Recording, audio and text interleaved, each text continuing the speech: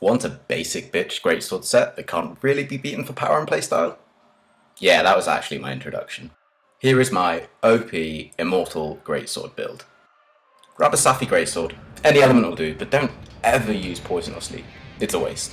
If you really want to poison the monster, just do this. There, took less time and now you have more room for damage.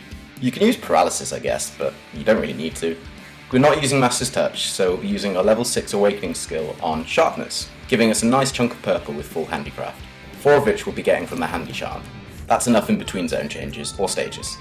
Max out the attack for the rest of the skills. You don't really need anything else. So we'll be using, wait for it, full Safi. Now we look awesome.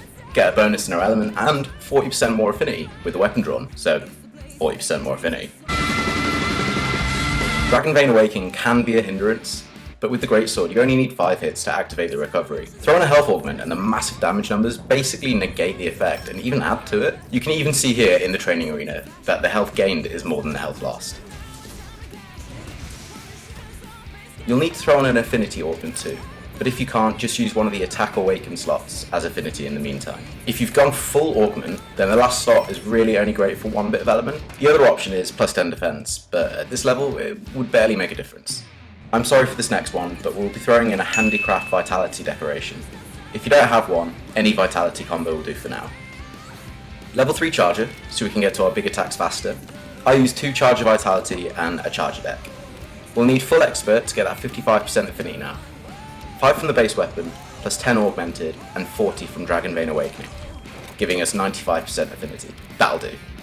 Besides, there are always bonus options to bring it up to 100, like Choral Orchestra, or a friend with an affinity booster, or a hunting horn. Oh friend! Oh friend! Fuck you lot, where's the beer? This is how I use my expert decorations. The double we all have, an expert fortify for another comfort skill, and all the rest are 1 slots. We'll be filling the remaining slots with resentment decorations. We'll always be in the red thanks to the Safi set bonus, so resentment will always be active, and therefore more attack. Personally, I use the Temporal and Rocksteady as my mantles, both with 2 medicine jewels to help our recovery out. So why is this better than other common greatsword builds? Well, it combats Tenderizer in that you're 95% likely to crit, even if you clip something that isn't wounded. You can still Tenderize for more damage, but this set allows for even more leeway. It combats Maximum Might Secret, because we don't need full stamina to activate our full affinity. This also means that we can evade and shoulder barge without having to care about our stamina going down. Remember the 3 evade window from the Safi waist and head? Yeah, that actually helps us out here. Maybe that's why it was put in there.